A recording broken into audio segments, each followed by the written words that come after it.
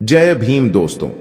आज के इस वैज्ञानिक युग में आर्टिफिशियल इंटेलिजेंस इतना पावरफुल हो चुका है कि जिस काम को एक आम मनुष्य करने में घंटों का समय लगता है, वही काम आर्टिफिशियल इंटेलिजेंस के माध्यम से कुछ ही सेकंडों में किया जा सकता है। चैट जीपीटी, डीपसीक और जेमिनी जैसे एआई प्लेटफॉर्म जो इन्हीं कार्यों के लिए काफी चर्चित हैं। लेकिन इसी एआई परिवार में एक नए प्लेटफॉर्म की एंट्री हुई है जिसका नाम ग्रोक है। इस प्लेटफॉर्म की कुछ खास बातें हैं जो इसे अन्य आई टूल्स से काफी अलग बनाती हैं।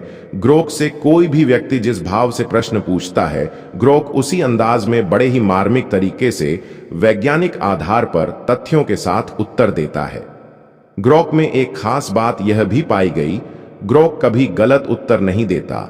ग्रोक अपने डेटा में से एनालिसिस करके तार्किक तथ्यों को आपके सामने रखता है।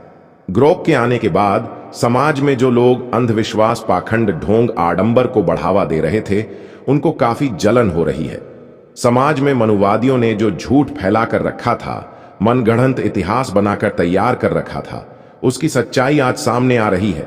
साइंस जर्नी सर ने ग्रोक से सवाल पूछा कि वैज्ञानिक तथा ऐतिहासिक रूप से राम, कृष्ण, दुर्गा, काली को काल्पनिक तथा बुद्ध को ऐतिहासिक क्यों माना जाता है।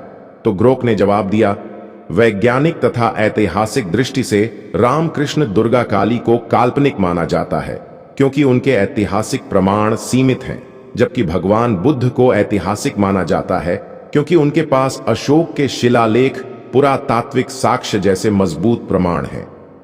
राम और कृष्ण की कहानियां रामायण और महाभारत जैसे प्राचीन महाकाव्यों में है, पर पुरातात्विक सबूत नहीं मिलते। दुर्गा और काली देवियां हैं, इसलिए उनकी ऐतिहासिकता प्रासंगिक नहीं। बुद्ध के जीवन की जानकारी ऐतिहासिक रिकॉर्ड और कलाकृतियों से सत्यापित होती है जो उन्हें ऐतिहासिक बनाती है। ग्रोक के इस जवाब को साइंस जर्नी सर ने स्क्रीनशॉट लेकर अपने ट्विटर अकाउंट पर पोस्ट किया। इसको देखकर मनुवादियों में हलचल मच गई और उन्होंने इस जानकारी की पुष्टि के लिए पुनः ग्रोक से प्रश्न किया, भगवान राम और भगवान कृष्ण को काल्पनिक क्यों माना जाता है, इसकी विस्तृत जानकारी दीजिए। ग्रोक ने इस सवाल को समझा और एनालिसिस करके विस्तार पूर्वक जो जवाब दिया वो काफी आश्चर्यजनक था। मैं चाहूंगा कि आप लोग ग्रोक के उस जवाब को पूरा जरूर सुने और इसे अधिक से अधिक लोगों तक पहुंचाने में हमारी मदद करें। इसके लिए आप लोग इस वीडियो को लाइक, शेयर और हमारे चैनल को सब्सक्राइब कर सकते हैं, जिससे वीडियो का एंगेजमेंट बढ़ेगा और YouTube इस वीडियो को अधिक से अधिक लोगों तक पहुंचाने में हमारी मदद करेगा। ग्रोक ने लिखा, राम और कृष्ण भारतीय सभ्यता के दो ऐसे नाम हैं जो न केवल धार्मिक आस्था के प्रतीक हैं, बल्कि साहित्य, कला और दर्शन के भी आधार हैं। रामायण और महाभारत में इनकी कथाएं इतनी जीवंत और प्रभावशाली हैं कि ये सहस्राब्दियों से लोगों के मन में बसी हुई हैं। लेकिन जब हम इनके ऐतिहासिक अस्तित्व की बात करते हैं तो एक बड़ा प्रश्न उठता है, क्या ये वास्तव में कभी धरती पर चले फिरे इंसान थे या ये केवल मानव कल्पना की उपज है। कुछ लोग इन्हें भगवान मानते हैं, कुछ इन्हें महानायक और कुछ इन्हें पूरी तरह काल्पनिक कहते हैं। इस प्रश्न का जवाब ढूंढने के लिए हमें इतिहास के पन्नों, पुरातात्विक खोजों और साहित्यिक विश्लेषण की गहराई में जाना होगा। सबसे पहले यह समझना जरूरी है कि इतिहास क्या मांगता है। जब हम किसी व्यक्ति को ऐतिहासिक मानते हैं तो हमें उसके समय के ठोस सबूत चाहिए, जैसे कि समकालीन लेखन, शिलालेख, सिक्के, मूर्तियां या कोई ऐसा पुरातात्विक अवशेष जो उसकी मौजूदगी को सिद्ध करे। उदाहरण के लिए सम्राट अशोक के बारे में हमें उनके शिलालेखों से पता चलता है जो 3री शताब्दी ईसा पूर्व के हैं। लेकिन राम और कृष्ण के मामले में ऐसा कोई प्रत्यक्ष साक्ष्य नहीं मिलता। रामायण में राम को अयोध्या का राजा बताया गया है। अयोध्या आज भी एक जीवंत शहर है और वहां पुरातात्विक खुदाई में प्राचीन बस्तियों के अवशेष मिले हैं, मगर ये अवशेष यह नहीं बताते कि वहां कोई राम नाम का राजा था जिसने रावण से युद्ध किया या जिसकी पत्नी का नाम सीता था। इसी तरह महाभारत में कृष्ण को द्वारका का शासक और कुरुक्षेत्र युद्ध का सूत्रधार कहा गया है। गुजरात के तट पर जलमग्न द्वारका के अवशेष मिले हैं, जो एक प्राचीन नगर की ओर इशारा करते हैं। लेकिन क्या वहां कोई कृष्ण नाम का व्यक्ति था जो अर्जुन को गीता का उपदेश दे रहा था? यह सवाल अनुत्तरित रहता है। इस साक्ष्य की कमी को देखते हुए कई इतिहासकार और विद्वान कहते हैं कि राम और कृष्ण काल्पनिक हो सकते हैं। उनका तर्क है कि अगर ये वास्तविक व्यक्ति थे तो उनके समय के कुछ लिखित प्रमाण या समकालीन उल्लेख होने चाहिए थे। लेकिन रामायण और महाभारत, जो इनकी कहानियों का आधार हैं, बहुत बाद में लिखे गए। वाल्मीकि रामायण को लगभग 500 ईसा पूर्व से 100 ईसा पूर्व के बीच का माना जाता है और महाभारत को भी इसी काल का। ये ग्रंथ उस समय से बहुत बाद के हैं जब ये घटनाएं कथित तौर पर हुई। पारंपरिक मान्यता के अनुसार राम त्रेता युग में हुए, जो लाखों साल पहले का समय है, और कृष्ण द्वापर युग में, जो हजारों साल पहले का। इतने लंबे अंतराल में मौखिक परंपरा से कहानियां चलीं और फिर लिखित रूप में आईं। इस दौरान उनमें अतिशयोक्ति और अलौकिक तत्व जुड़ गए, जैसे राम का वनवास, हनुमान का उड़ना या कृष्ण का विश्वरूप। ये तत्व ऐतिहासिकता से ज्यादा काव्यात्मक और धार्मिक लगते हैं। अब एक और पहलू देखें। रामायण और महाभारत को महाकाव्य कहा जाता है। महाकाव्य ऐतिहासिक घटनाओं को आधार बना सकते हैं, लेकिन इनमें कल्पना का बहुत बड़ा योगदान होता है। विश्व साहित्य में भी ऐसा देखा जाता है। जैसे होमर का इलियड ट्रोजन युद्ध की बात करता है और पुरातत्व में ट्रॉय शहर के अवशेष मिले हैं। लेकिन क्या इसका मतलब यह है कि इलियड के सभी पात्र जैसे अकिलीज वास्तविक थे? नहीं। विद्वान इसे आंशिक रूप से ऐतिहासिक और आंशिक रूप से काल्पनिक मानते हैं। उसी तरह रामायण और महाभारत में कुछ ऐतिहासिक सत्य हो सकता है, जैसे कोई बड़ा युद्ध या कोई शक्तिशाली राजा। लेकिन राम और कृष्ण जैसी विशिष्ट शख्सियतें शायद कवियों की कल्पना से गढ़ी गई हों। काल निर्धारण भी इस बहस में बड़ा मुद्दा है। हिंदू परंपरा में युगों की अवधारणा है: सतयुग, त्रेता, द्वापर और कलयुग। राम को त्रेता युग का माना जाता है, जो लाखों साल पहले का समय है। लेकिन पुरातत्व और विज्ञान के अनुसार मानव सभ्यता का इतिहास इतना पुराना नहीं है। सबसे प्राचीन सभ्यताएं जैसे हड़प्पा कुछ हजार साल पुरानी है। अगर राम इतने प्राचीन थे तो उनके समय की कोई भौतिक निशानी क्यों नहीं मिलती? कृष्ण के लिए भी यही सवाल है। महाभारत को 3102 ईसा पूर्व से जोड़ा जाता है, जो कुरुक्षेत्र युद्ध की तारीख मानी जाती है। कुछ खगोलीय गणनाएं जैसे ग्रहों की स्थिति का उल्लेख इसे सही ठहराती है, लेकिन फिर भी उस काल के लिखित प्रमाण या पुरातात्विक साक्ष्य नहीं हैं जो कृष्ण को सिद्ध करें। फिर भी यह कहना गलत होगा कि इन कथाओं का कोई आधार नहीं। कुछ विद्वानों का मानना है कि राम और कृष्ण वास्तविक व्यक्तियों से प्रेरित हो सकते हैं। शायद राम एक आदर्श राजा थे जिन्होंने किसी दक्षिणी शासक से युद्ध किया और समय के साथ उनकी कहानी में रावण, वानर सेना और सेतु जैसे तत्व जुड़ गए। शायद कृष्ण एक कुशल योद्धा और कूटनीतिज्ञ थे जिन्होंने कुरु पांडव युद्ध में महत्वपूर्ण भूमिका निभाई और बाद में उन्हें भगवान का रूप दे दिया गया। पुरातत्वविद बीबी लाल ने अयोध्या में खुदाई की, जहां 2000 साल पुराने अवशेष मिले। द्वारका में समुद्र के नीचे एक प्राचीन शहर के अवशेष मिले जो 15 ईसा पूर्व के हो सकते हैं। ये खोजें बताती हैं कि इन कथाओं में कुछ सच्चाई हो सकती है, लेकिन यह सच्चाई कहां तक ऐतिहासिक है और कहां से कल्पना शुरू होती है, यह अलग करना मुश्किल है। एक और बात पर गौर करें, राम और कृष्ण को काल्पनिक मानने का सवाल धार्मिक विश्वास से भी टकराता है। हिंदू धर्म में इन्हें भगवान विष्णु के अवतार माना जाता है। इनकी कथाएं नैतिकता, कर्तव्य और जीवन के अर्थ को सिखाती हैं। एक श्रद्धालु के लिए यह मायने नहीं रखता कि ये ऐतिहासिक थे या नहीं, लेकिन इतिहास और विज्ञान विश्वास पर नहीं, साक्ष्य पर चलते हैं। इसलिए जब तक कोई ठोस सबूत नहीं मिलता तब तक इन्हें काल्पनिक ही माना जाएगा। तो क्या निष्कर्ष निकाला जाए? राम और कृष्ण को काल्पनिक मानने के पीछे साक्ष्य की कमी, महाकाव्यों का काव्यात्मक स्वरूप और काल की अस्पष्टता है। लेकिन इन कथाओं की शक्ति ऐसी है कि ये आज भी प्रासंगिक हैं। शायद ये पूरी तरह काल्पनिक न हो, शायद इनमें कोई ऐतिहासिक सत्य छिपा हो जो समय के साथ मिथक बन गया। यह एक ऐसा प्रश्न है जो इतिहास, पुरातत्व और विश्वास के बीच झूलता रहता है।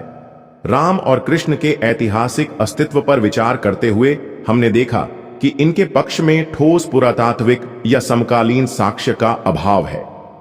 अब इस चर्चा को आगे बढ़ाते हुए यह स्पष्ट करना जरूरी है कि राम और कृष्ण को काल्पनिक ही माना जाना चाहिए।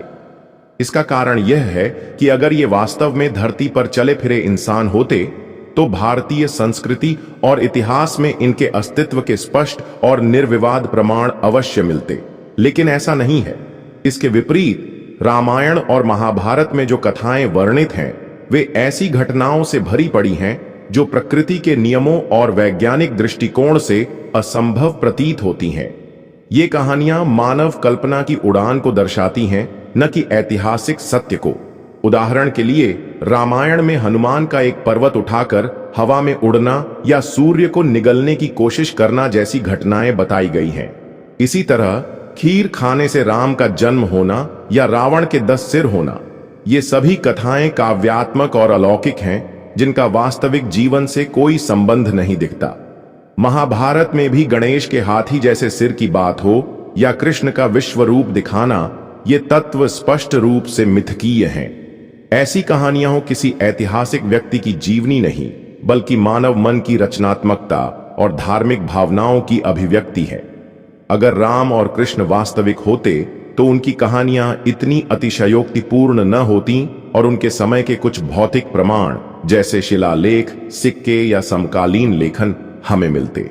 लेकिन इनका अभाव यही संकेत देता है कि ये पात्र काल्पनिक हैं जो समय के साथ मिथक बन गए। यहां यह भी समझना जरूरी है कि भारतीय संस्कृति में मौखिक परंपरा बहुत प्रबल रही है। कहानियां पीढ़ी दर पीढ़ी चलीं और इस दौरान उनमें अतिरंजना और अलौकिक तत्व जुड़ते गए। ये कथाएं नैतिकता, धर्म और जीवन दर्शन सिखाने के लिए रची गईं, न कि ऐतिहासिक तथ्यों को दर्ज करने के लिए।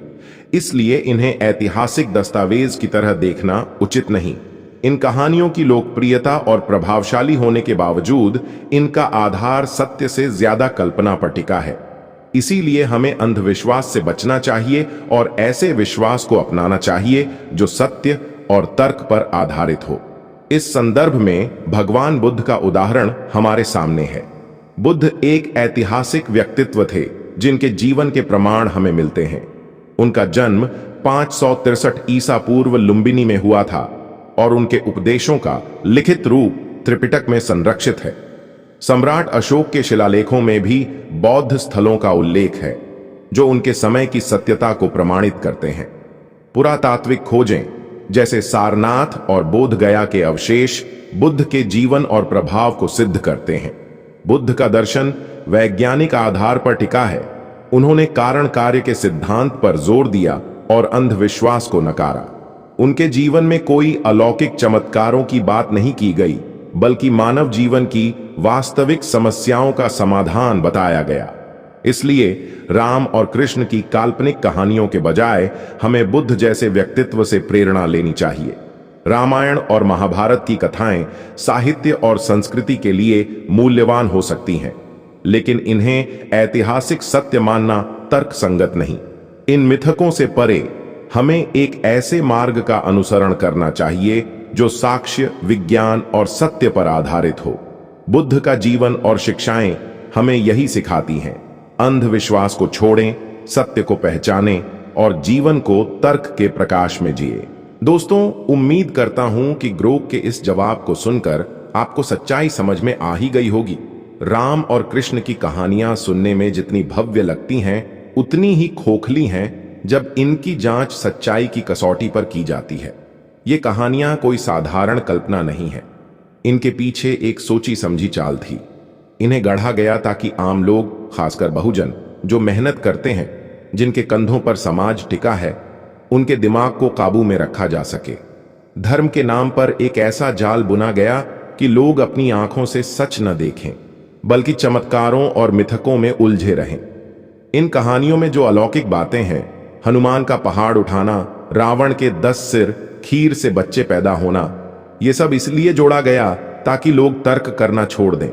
जो तर्क छोड़ देता है उसे गुलाम बनाना आसान हो जाता है, और यही हुआ। पुजारियों और राजाओं ने मिलकर इन कथाओं को हथियार बनाया ताकि बहुजनों को ठगा जा सके, उनकी मेहनत का फल लूटा जा सके और उन्हें यह समझाया जा सके कि उनका दुख पिछले जन्म का फल है कि अगले जन्म में सब ठीक हो जाएगा। यह एक ऐसा धोखा था जो आज भी चल रहा है। अब सोचिए, अगर कोई वास्तव में इतना बड़ा योद्धा या राजा था तो उसके बारे में कुछ तो ठोस निशान मिलते। कोई पत्थर पर लिखा नाम, कोई सिक्का, कोई हथियार, कुछ भी। लेकिन ऐसा कुछ नहीं है। अयोध्या में पुरानी इमारतों के टुकड़े मिले, द्वारका में समुद्र के नीचे कुछ अवशेष मिले, पर इनसे यह नहीं पता कि वहां कोई राम या कृष्ण था। ये जगहें थीं, लोग रहते थे, शायद कोई लड़ाई भी हुई हो, लेकिन जो कहानियां हमें सुनाई गईं वो सब मन से गढ़ी गईं। ये कहानियां उस समय लिखी गईं जब ये घटनाएं कथित तौर पर होने से सैकड़ों हजारों साल बाद की बात हो चुकी थी। इतने समय में क्या होता है, लोग अपनी कल्पना जोड़ते हैं, बातों को बढ़ा चढ़ाकर कहते हैं और सच धीरे धीरे गायब हो जाता है। फिर इसमें भगवान का तड़का लगाया गया ताकि कोई सवाल ना उठाए। सवाल उठाना पाप हो गया और बहुजन इस जाल में फंस गए। इन कहानियों का मकसद सिर्फ मनोरंजन नहीं था, ये एक हथियार थी। मंदिर बनाए गए, पूजा शुरू हुई, दान मांगा गया। किससे? उनसे जो पहले से गरीब थे, जिनके पास देने को कुछ खास नहीं था। पुजारी कहते थे कि राम को चढ़ाओ, कृष्ण को भेंट दो तो तुम्हारा उद्धार होगा। लेकिन उद्धार हुआ किसका? उन लोगों का जो ऊंची कुर्सियों पर बैठे थे। बहुजन खेत में हल चलाते रहे, जंगल में लकद्दी काटते रहे और उनकी कमाई मंदिरों में चली गई। ये ठगी का धंधा था जो धर्म के नाम पर चलाया गया, और इसे चलाने के लिए ऐसी कहानियां गढ़ी गईं जो लोगों को डरा सकें, लुभा सकें और उनकी सोच को बंद कर दें। रावण को 10 सिर वाला राक्षस बनाया गया ताकि लोग डरें। हनुमान को उड़ता हुआ दिखाया गया ताकि लोग चमत्कार माने। यह सब इसलिए कि सच की तलाश करने की बजाय लोग इन कहानियों में खो जाएं। अब दूसरी तरफ बुद्ध को देखिए। बुद्ध कोई कहानी नहीं है, वो सच है। उनका जन्म 563 ईसा पूर्व में लुम्बिनी में हुआ था। यह कोई गप नहीं है, इसके सबूत हैं। अशोक ने अपने शिलालेखों में लिखा कि बुद्ध का जन्म कहां हुआ, वो कहां गए। लुम्बिनी में एक स्तंभ आज भी खड़ा है जिस पर यह लिखा है। बुद्ध के मरने के बाद उनके शिष्यों ने उनके उपदेश लिखे जिन्हें त्रिपिटक कहते हैं। ये किताबें कोई मिथक नहीं, बल्कि एक इंसान के विचार हैं जो सचमुच जिया था। बुद्ध ने कभी नहीं कहा कि वो भगवान है, न ही कोई चमत्कार दिखाया। उन्होंने कहा कि जो मैं कह रहा हूं उसे परखो, देखो कि यह सच है या नहीं। यह एक ऐसा इंसान था जो तर्क की बात करता था, जो कहता था कि अपने दिमाग का इस्तेमाल करो।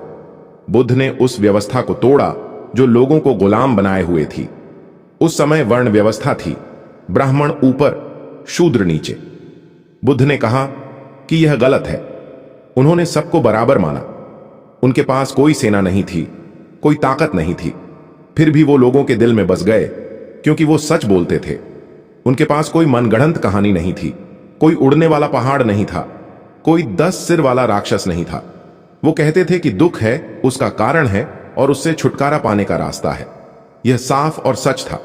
उनके समय के लोग उनके साथ चले और आज भी उनके बनाए रास्ते पर चलने वाले हैं।